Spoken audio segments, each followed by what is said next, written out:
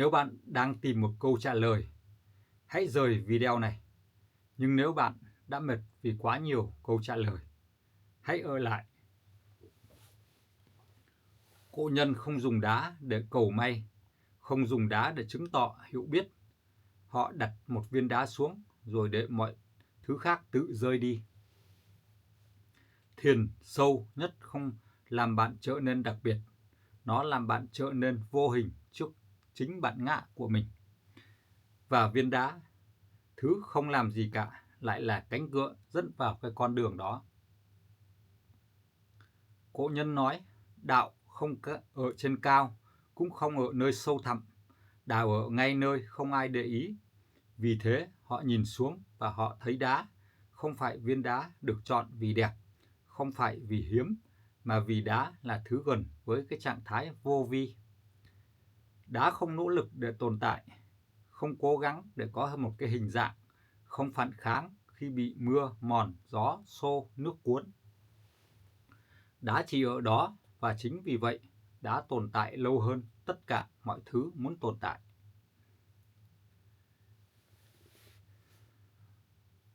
Khi cổ nhân nói về vô vi, họ không dạng.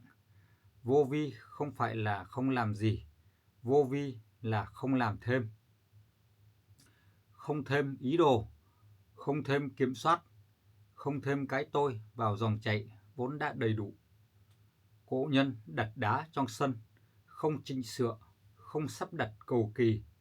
Viên đá nằm đó như thế nó vốn dĩ phải ở đó từ đầu. Người nhìn thấy đá không bị thúc phải hiểu, chỉ bị mời gọi dừng lại. Đá không phản ứng với cái ánh nhìn, không thay đổi để được yêu thích, nhưng đứng trước đá nếu còn mong chờ sẽ sớm mệt, nếu còn đánh giá thì sẽ sớm chán. Nhưng nếu không mong gì cả, một điều rất lạ xảy ra. Tâm bắt đầu rơi khỏi chính nó, không phải vì ngộ, mà vì không còn chỗ để bám. Cổ nhân thường là không đi tìm cái sự tĩnh, họ buông bỏ cái sự nhiễu. Người đời sau khi tìm tĩnh bằng cái cách loại bỏ âm thanh, cổ nhân tìm tĩnh bằng cách không thêm tiếng nói bên trong. Ngồi trước đá, mọi suy nghĩ đều hiện ra rất rõ, không cần xua, không cần theo. Đá không xua gió khỏi mình, nó để gió đi qua, và người học vô vi thì bắt đầu học cái cách đó. Khi cái bản ngã không còn việc gì để làm, và bản ngã sống bằng cái mục tiêu, ngồi trước đá không có mục tiêu nào cả, nào được thỏa mãn. Không một thành tựu, không có tiến bộ, không có ghi nhận, thì bản ngã bắt đầu mệt. Trong cái sự mệt mỏi đó, nó buông tay, không buông, không ai giữ, chỉ là buông xảy ra, tức là những cái điều đã xảy ra. Đá không dẫn đường, đá cũng không xóa đường. Cổ nhân không coi đá là cái phương tiện, họ coi đá là một sự kết thúc của mọi phương tiện. Không cần đi đâu, không cần trở thành ai. Khi không còn con đường, người ta dừng lại. Và chính lúc đó họ đã ở nơi cần ở. Cái video này đang ở cái giai đoạn là rất là quan trọng. Nếu mà những cái người hiểu sâu về thiền, các bạn nghe đến đây thì mà không thấy cần tua nhanh, không cần thấy cần hiểu cho nó xong, thì vô vi đã bắt đầu chạm đến cái ngưỡng của mình. Không phải bằng một cái khái niệm, mà bằng một cái cảm giác rất nhẹ và rất thật. Đá cạnh tự nhiên thì cái sự giàu có nó không thuộc về phải sở hữu. Cổ nhân không nói đá là của mình, họ nói mình đang ở cùng với đá. Sở hữu là một cái gánh nặng, ở cùng là tự do. Đá không thuộc về ai, và vì thế nó không tạo cái ràng buộc. Khi mọi thứ đều muốn trở nên có ý nghĩa, đá thì không.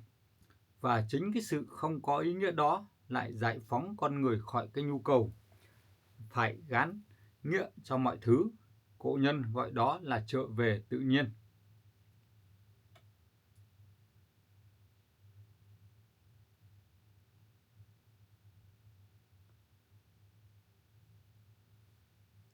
vô vi và cái sự tan biến thì hoàn toàn là của người tu. Đấy. Đá thì như cái biểu hiện sống của đạo khi không còn thiền, không còn người thiền.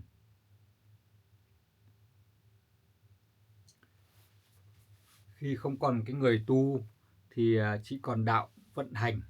Đấy. Cổ nhân thì có một cái nỗi sợ rất là kín. Họ sợ trở thành cái người tu. Bởi khi đã là cái người tu thì vẫn còn người. Mà còn người thì còn cái đối tượng để đạo không thể đi qua. Vì thế họ tránh mọi thứ có thể khiến mình trở nên đặc biệt. Không áo khác người, không lời khác người, không hành động để người khác biết mình đang tu. Họ chỉ đặt một viên đá trước mặt. Đá không biết mình là đá, không tự nhận mình tĩnh, không tự cho mình sâu. Và vì vậy, đá hoàn toàn là vô vi.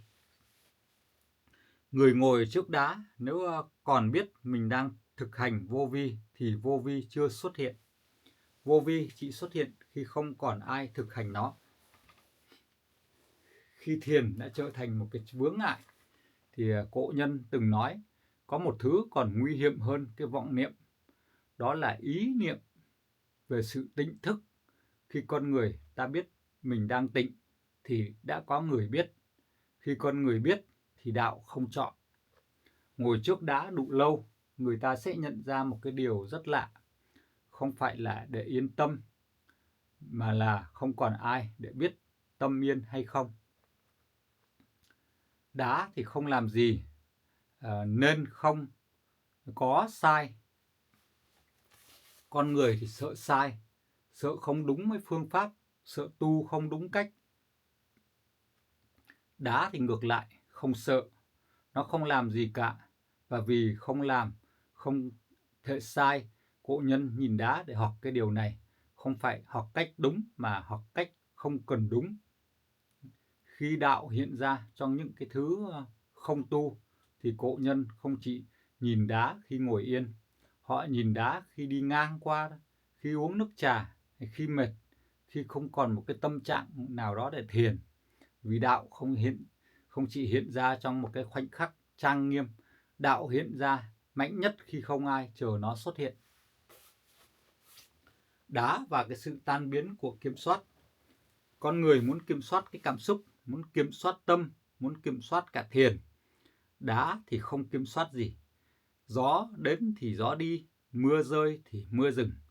Ngồi trước đá đủ lâu sẽ thấy, càng kiểm soát thì càng rối ren. Càng buông được cái kiểm soát, mọi thứ tự nó điều chỉnh.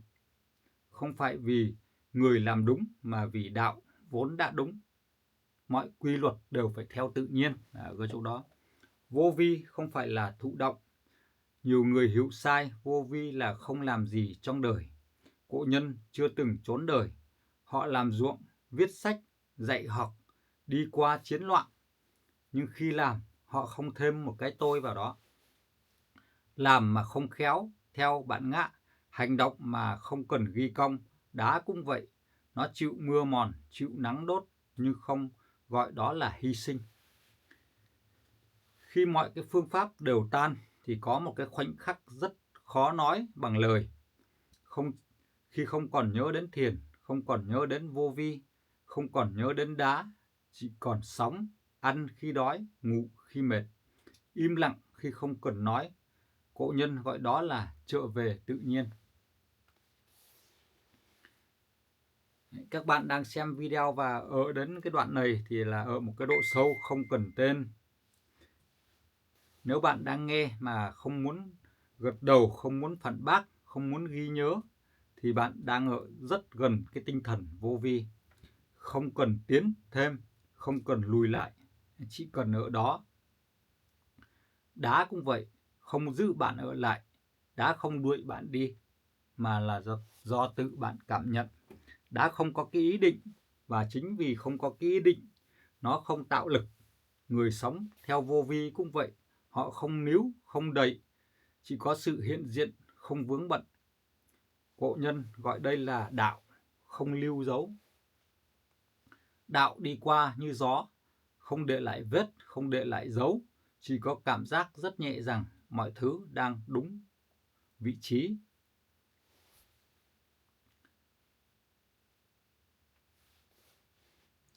Khi đạo nó không còn là một cái khái niệm thì đá, người và thế gian không còn một cái ranh giới. Sống vô vi giữa ồn ào mà không cần tránh ồn ào. Thì đấy là một cái điều nó rất là đạt được đến những cái mức độ, cái ngưỡng cửa đấy thì nó rất cao. Nó đòi hỏi khi không còn cái ranh giới giữa đá và người và thế gian. Có một cái thời điểm rất khó xác định, không phải là một cái khoảnh khắc giác ngộ, không phải khoảnh khắc bừng sáng, chỉ là một ngày bình thường. Người đó nhìn cái viên đá mà không còn cái cảm giác mình đang nhìn. Không phải vì mất ý thức, mà vì không còn người đứng tách rời khỏi cái sự vật. Đá không trở thành người, người không trở thành đá. Ranh giới chỉ đơn giản là không còn cần thiết nữa. Đạo không hiện ra, đạo chưa từng biến mất. Cổ nhân không nói đại đạo, đạt đạo, bởi đạt là chiếm hữu, mà chiếm hữu là trái với cái tự nhiên. Đạo không đến, không đi, chỉ có lúc con người thôi chen vào, giống như mặt hồ không cần tạo sóng để phản chiếu cái ánh trăng. Khi sóng trở thành thiền mà không ai thiền, người đó không còn phân biệt cái lúc nào là tu, lúc nào là sống. Quét nhà là quét nhà, nấu cơm là nấu cơm, nhìn đá là nhìn đá, không thêm tỏng ý nghĩ nào khác. Chính vì không thêm, mọi thứ trở nên trọn vẹn. Đá dạy về thời gian, không đếm, con người sống trong thời gian đo đếm. Năm tháng thành tựu và tuổi tác. Đá sống trong thời gian không cần tên. Nó không già, không trẻ, chỉ thay đổi cái hình dạng rất là chậm.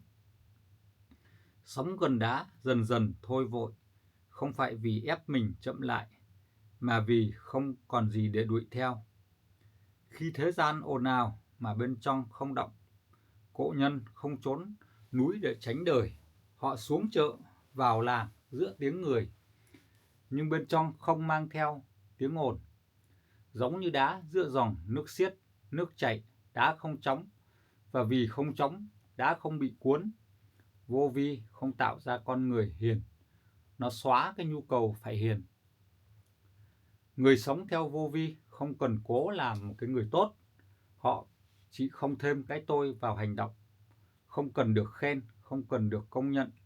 Khi giúp, không lưu lại một cái hình ảnh mình đã giúp, giống như đá chắn gió cho cỏ, không biết mình đang che chở.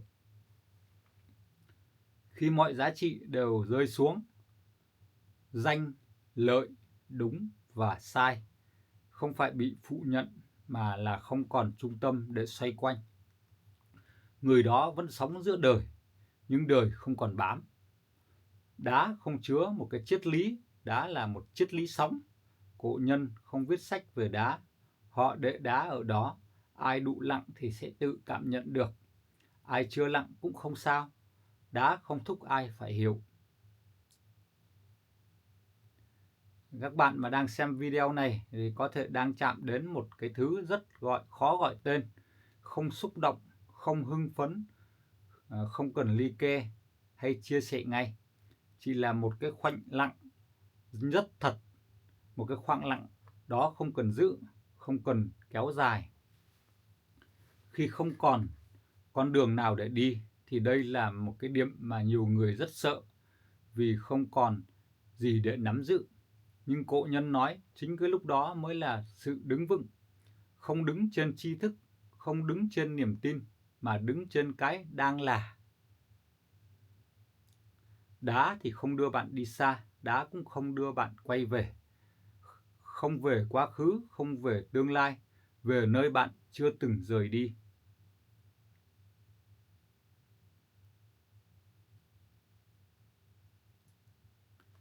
Sống vô vi trọn vẹn giữa đời thường. Khi không còn tìm đá thì những đá thì nó vẫn nằm ở đó.